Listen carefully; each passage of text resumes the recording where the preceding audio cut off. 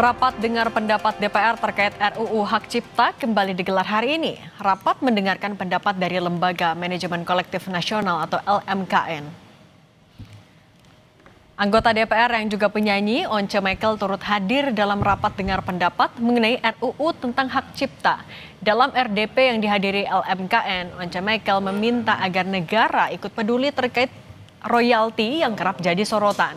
Menurut Once, pada praktiknya kisruh antar pencipta lagu dan penyanyi kerap terjadi ketika penyanyi mendapatkan penghasilan lebih banyak dari penciptanya. Kehilangan kesempatan untuk sampai ke tangan penciptanya. Ya kan yang terjadi ketika dia membuat lagu, si pencipta membuat lagu tidak membuat perjanjian dengan si penyanyi. Misalnya, kalau kamu nyanyi nanti aku dapat segini ya. Kan dia tidak membuat perjanjian itu. Kemudian waktu berjalan si penyanyi dapat penghasilan lebih, si pencipta tidak. Nah, kemudian terjadi kisruh. Makanya kemudian kita memang berharap negara ikut. LMK ini harus hadir karena nature-nya industri ini seperti itu. Burung camar tinggi melayang. Rabu kemarin, sejumlah musisi tanah air yang tergabung dalam Vibrasi Suara Indonesia atau VISI serta Asosiasi Komposer Seluruh Indonesia ikut hadir dalam rapat dengar pendapat dengan Badan Legislasi DPR RI. Para musisi diantaranya Ariel Noah, Vina Panduwinata, Arman Maulana, Judika, dan Fadly Padi ikut memberikan pandangan mereka terkait revisi Undang-Undang Hak Cipta yang kini sedang digodok. Pada kesempatan ini, Judika berharap revisi Undang-Undang Hak Cipta dapat dilakukan dengan tepat. Menurut Judika, hak para pencipta lagu perlu diperjuangkan, namun dengan mekanisme yang benar.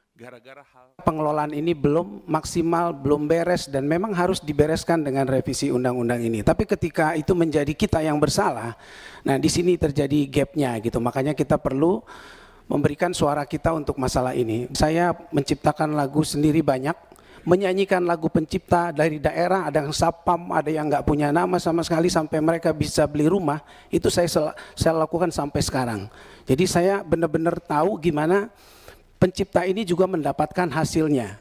Hak-haknya dia yang harus diperjuangkan lewat mekanisme yang benar. Suara hati ini. Tak hanya Judika, Nazril Irham atau yang kerap disapa Ariel Noah juga menyampaikan diperlukan fleksibilitas agar setiap lagu ramah untuk dinyanyikan siapapun, namun tetap menghormati hak penciptanya. Ariel menambahkan, larangan menyanyikan lagu yang dibesarkan oleh seorang penyanyi menjadi hal yang perlu diperhatikan, oleh karenanya diperlukan keadilan terkait hal tersebut. Ada sedikit fleksibilitas sehingga lagu itu ramah sekali untuk semua orang bisa dinyanyikan, karena kan lagu itu sangat berfungsi kalau sudah dinyanyikan, kalau masih di kertas dia belum terdengar gitu. Jadi itu juga mesti dipertimbangkan gitu kegunaan dari lagu itu gitu. Tapi tetap harus menghormati hak penciptanya. Kira-kira begitu. Tiba-tiba di tengah jalan kita dilarang untuk menyanyikan lagu yang kita besarkan, juga tolong dipikirkan bagaimana rasanya untuk seorang penyanyi. Jadi mudah-mudahan ada keadilan untuk itu, ada jalan keluarnya.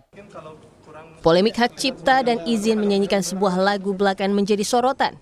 Sejumlah musisi sempat mempertanyakan pengelolaan sistem royalti.